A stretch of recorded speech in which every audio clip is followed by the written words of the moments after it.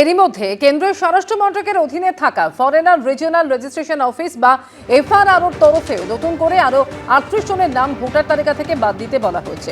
এরা সকলে বাংলাদেশের ভোটার হলেও প্রত্যেকের কাছেই রয়েছে এ রাজ্যের ভোটার কার্ড। এখনো পর্যন্ত প্রায় 3000-এর কাছাকাছি এরকম জাল ভোটার কার্ডের তথ্য মিলেছে।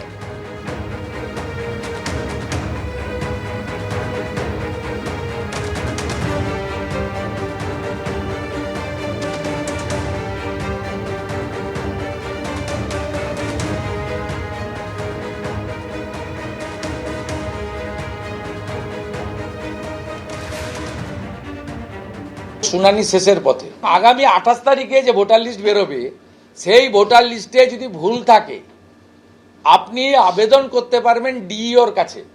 ডিইও অর্থাৎ ডিএম যদি আপনার আবেদন খারিজ করেন, আপনি যদি স্যাটিসফাইড না হন, ফাইনালি আসতে হবে সিওর কাছে।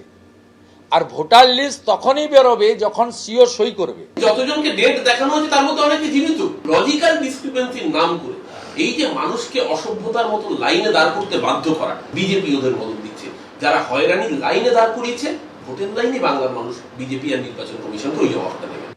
অন্তর্বর্তী বাজেটে রাজ্য সরকার যুবসাথী প্রকল্প বা বেকার ভাতার ঘোষণা করে, জানে মুখ্যমন্ত্রী পরে জানান যে এপ্রিল থেকেই মিলবে এই বেকার ভাতা। আর আজ থেকে শুরু হচ্ছে রাজ্যের এই যুবসাথী প্রকল্পের ফর্ম বিলি। জেলায় জেলায় বিশেষ শিবিরের মাধ্যমে আবেদনপত্র বিলি এবং জমা। ফর্ম বিলিতে দুয়ারে সরকারের ধাঁচে প্রত্যেক জেলায় বিশেষ ক্যাম্প খোলা হচ্ছে। এই ক্যাম্পে প্রকল্পের আবেদনপত্র গ্রহণ করে ঝাড়াই বাছাই করা হবে। বেকার যুবকদের 1500 টাকা করে ভাতা দেওয়া হবে এই প্রকল্পের মাধ্যমে। অন্তর্বর্তী বাজেটেই ঘোষণা করে রাজ্য সরকার। 15ই আগস্ট থেকে চালুর ঘোষণা হয় বাজেটে, যদিও পরে তা 4 মাস এগিয়ে আনা হয় এই প্রকল্প। এবং প্রকল্প শুরুর আগেই আক্রমণ করেন জানিয়ে শুভেন্দু অধিকারী। তার পাল্টা জবাব দিয়েছে শাসক দল।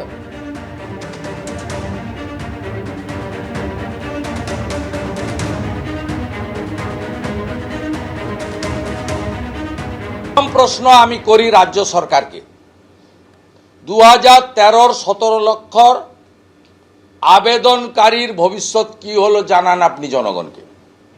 তার তালিকা প্রকাশ করুন, তাদের মধ্যে কতজন চাকরি পেয়েছে শ্বেতপত্র চাই। এক। দ্বিতীয় হচ্ছে, আজকের দিনে সব অনলাইন হয়ে যাওয়ার পরে, পোর্টাল হয়ে যাওয়ার পরে, উচ্চ মাধ্যমিক পরীক্ষা চলাকালীন কেন লক্ষ লক্ষ যুবককে কালকে থেকে আপনাকে রাস্তায় নামাতে হবে? আপনি কেন অনলাইন পোর্টালের মাধ্যমে আবেদন গ্রহণ করছেন না? আগামী কাল থেকে এই ড্রামাটা আপনি করতে চলেছেন বেকার যুবক যুবতীদের সঙ্গে।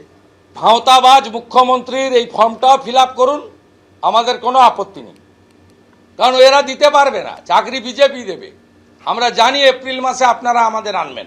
একদিকে যখন বন্ধা কর্মসংস্কৃতিকে উপেক্ষা করে, কেন্দ্রীয় বঞ্চনাকে উপেক্ষা করেও রাজ্য কর্মসংস্থানের দিকে এগিয়ে চলছে, ওই একদিকে এত প্রতিবন্ধকতার পরে পশ্চিমবঙ্গে কর্মসংস্থান হচ্ছে, আর গোটা দেশে 11 বছরে নতুন করে 17 কোটি বেকার তৈরি হবে। শুভেন্দু অধিকারী বলছেন যে চাকরির কথা, বেকার যুবকের চাকরির প্রতিশ্রুতি দিয়ে ক্ষমতা এসেছিল নরেন্দ্র মোদী, বছরে 2 কোটি বেকারের চাকরি। সারা ভারতবর্ষ দেখেছেন বিজেপির আমলে সবচেয়ে বেশি কর্মসংস্থান হ্রাস হয়েছে, 11 বছরে 17 কোটি।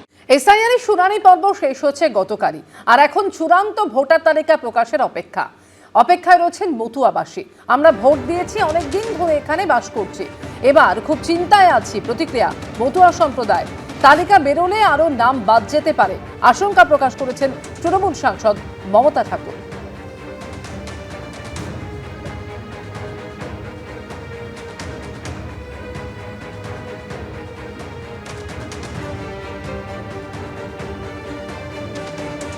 আমার বাবার সঙ্গে বয়সের ডিফারেন্স দেখিয়েছে, আমি সেখানে গেছি, হিয়ারিং করিয়েছি, কিন্তু তারপরেও যেহেতু ভোটার লিস্টে নাম ওঠার একটা সম্ভাবনা রয়েছে, তারপরেও ভয় পাচ্ছি।